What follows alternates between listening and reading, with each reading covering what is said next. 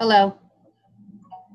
Before we start, just a reminder, if you would like to offer public comment, please press the raise hand button or dial *9 if you are on the telephone. Anyone wishing to offer public comment, please press the raise hand button or dial *9 if you are on a telephone. Please state your name for the record and state where you live if you are not a resident of Philadelphia, that you are a Philadelphia taxpayer. I will also like to remind those that are here to make public comment that there is a 2-minute time limit, and it also is my responsibility to preserve the order and decorum of the meetings. As such, profane, slanderous, discriminatory, or personal attacks will not be permitted. We will proceed. Hello, everybody. Today is June 22nd. It's a meeting of the Return Board. We will now open it up to public comment. Is there any public comment? Before I begin public comment, there is a statement from Deputy Commissioner Nick Custodio. Thank you.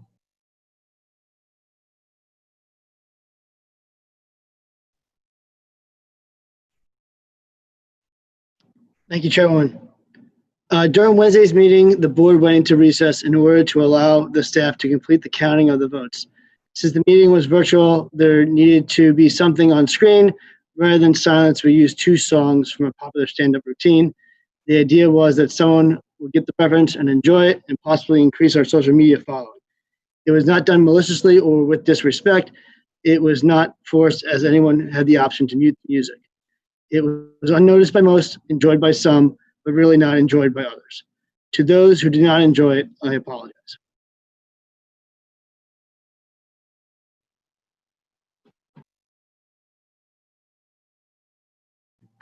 Thanks, Nick. We will now proceed to public comment. Is there any public comment? Yes, the first public commenter is last 3 digits of the phone number 331. Hello, thank you. Good afternoon, Commissioners. My name is Murielle McCarthy. I'm a resident of Philadelphia. To certify Philadelphia's voting system, 2 conditions must be met. The collection bins from the voting machines must be opened in the presence of the board, and ballots commingled before canvass and storage. The board failed, as it did last year, to have the election proceed on a certified voting system. PA Election Code Statute 1105 AC requires elections be conducted on certified voting equipment. Quote, "No electronic voting system not so approved shall be used at any election," unquote. On September 3, 2019, the Pennsylvania Department of the Commonwealth set specific conditions for certification of the ES&S Express Vote Excel voting system, Philadelphia's voting system, specifically at Part 5, Section A. Quote, "Collection bins must be opened in the presence of Board of Election members and must be commingled before canvass and storage," end quote. For this primary election, the canvass began at 9 a.m. on June 5, 2020. The commingling continued and was completed on June 6, so the bins were not commingled before canvass and storage. The board was rarely, if ever, present. Therefore, the primary, as in the past, took place illegally on uncertified machines, making it vulnerable to legal challenge. If you certify it, you are certifying an illegal election. I want to make sure you are doing that with full knowledge. Thank you.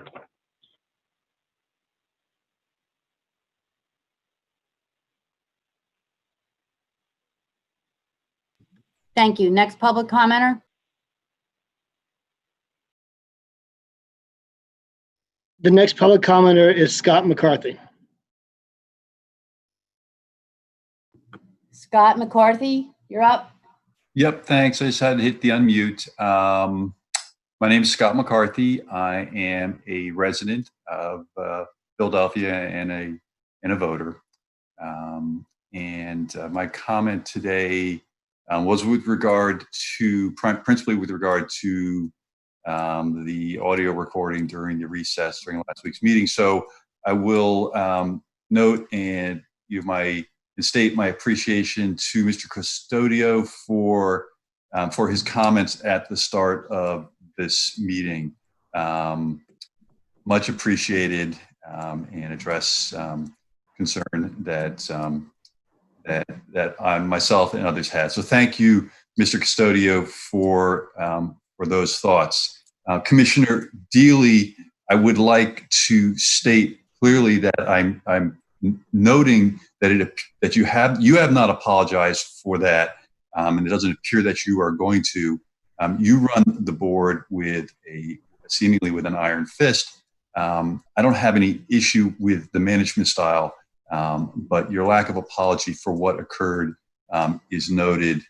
I also would just state that setting aside the issue of the audio recording was it was an incredibly lengthy recess or series of recesses last week, and there was no. And Commissioner Deeley, you did not provide any update to public participants in that meeting with regard to what was happening and what we could expect.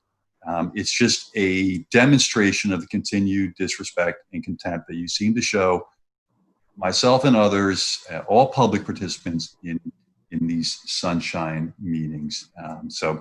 We'll continue to express our disappointment, my disappointment, and on behalf of others, I'm sure, their disappointment in this behavior and hope for from you. Thank you.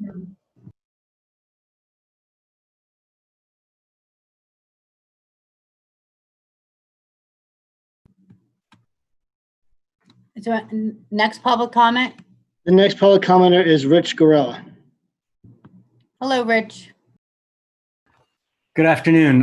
Commissioner Deeley, I know you don't like to answer questions, but could you just tell us if there's a quorum at this meeting? You never mentioned which commissioners are present. Well, okay, I don't want to use up my time. I assume Commissioner Schmidt is present, and I wanted to address something to him. About a month ago, we found out that Judge of Elections Dominic DeMuro was ringing up fraudulent votes in one division for 3 years running, starting in 2014. We also found out that you knew about it at the time, Commissioner Schmidt. Yet the board never conducted an investigation of these extra votes as the law requires.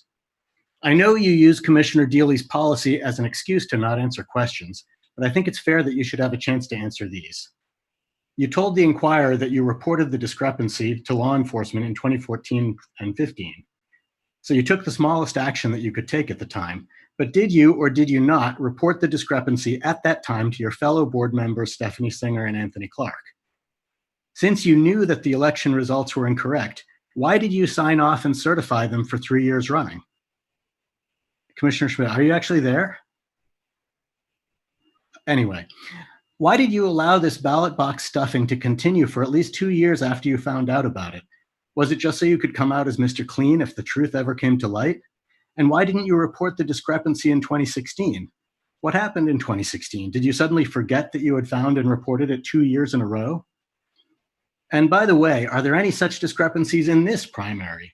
The Express Vote XL makes it very easy to ring up votes. Have you checked? And would you expose such discrepancies if you found them? And one last question. What happened to the Al Schmidt who was elected in 2011? Or did that Al Schmidt ever exist? Al? 10 seconds, Rich. Al? Not sure if you're there, but I hope you heard us. Thanks. Next public commenter? Next public commenter is Elise Reynolds. Hi, Elise. You're up. Good afternoon, Commissioner Deeley. My name is Elise Reynolds, and I live in West Philadelphia. Thank you for adding the instructions for joining these meetings back to the front page of your website. This helps ensure that your constituents can join to receive updates and have their voices heard. However, I continue to be concerned by the grave limitations of these so-called sunshine meetings. First, there is very little communication with the public regarding these meetings. They're announced suddenly and without an agenda or clear reason. And those Zoom instructions that I mentioned are not linked in the meeting announcements, so people can't easily find their way here. Your use of the Zoom webinar format limits our ability to see who else is in the meeting in order to recreate the environment that would exist in an in-person meeting. There are no minutes, transcripts, or any record at all of past meetings, and public comment is very brief 2 minutes, which limits the extent to which people's voices can be heard. This virtual Zoom format allows you to remain more distant than ever from the public you are supposed to answer to. And this was extremely evident during last week's extremely lengthy recess, where we were unable to get any sort of information about when you would return, and in the meantime had to subject ourselves to hours of What's New, Pussycat. Finally, the continued refusal to answer the public's questions in these meetings really calls into the question the extent to which they are intended to shed light on your work. So please address these concerns without delay, and reinstate these meetings to their, make them live up to their name of Sunshine Meetings. Thank you. Thank you, Elise. Next public commenter. Next public commenter is Hillary D. Hillary? Hi, good afternoon, everyone. I just wanted to echo Elise's comments. I really appreciate that you've brought the fact that the Sunshine Meeting is available to the public back to the front of the City Commissioners page, but I'm still very concerned that there isn't a public forum that exists where you're willing to openly address questions. It's one thing, to not answer questions if answers are not available or public. It's another thing to categorically refuse to answer questions, even the most straightforward ones. Personally, it's just very confusing for me as a constituent why you aren't willing to answer questions from us, especially when you can just simply say, if you don't know the answer to a question right now, just say, I don't know the answer to the question right now. Like, we'll get back to you. As the people who elected you into office, we put a lot of trust into you, and we hope that you would be able to take our concerns very seriously. And it just feels like this forum that currently exists, where we can't even see the other participants, we don't know what the agenda is, there's no introduction of who the city commissioners are. It's the very antithesis of what our democracy should look like. And I'm just very concerned because you are elected officials, and we voted you into office because we hope that you would hear what we have to say, and that doesn't feel like the situation right now. So I hope that you'll take this suggestion into consideration, because it's very important as elected officials, you're listening to your constituents. Thank you very much for your time. Thank you, Hillary. Next public There- commenter. There are no more public comments. Thank you. Oh, wait, we had Representative Chris Rabb has raised his hand. Representative? Yes, this is Representative Rabb. The first time I participated in this, I was not familiar with the process. And I had asked a number of questions about my ability to get my questions answered during the meeting. It seems that I may get texts or phone calls afterwards from individuals in the office, but as a fellow elected official, I like to know in what context I can ask questions in the public and have responses to those questions documented for public consumption. I'm deeply disturbed about this format. I don't believe it's in good faith. I thought I had been working with all of you in good faith, and what happened last week, I find very distasteful, and was not, I did not like the response I got in private. And I think all of this should be on the record. And this does not make it easy for you to build stakeholders, and it's going to get a whole lot worse. We need to work in good faith as we move forward to November, or it will be a fucking shit show.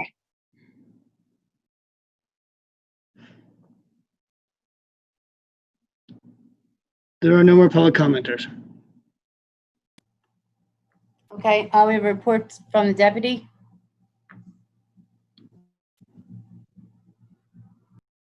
Thank you, Chairwoman.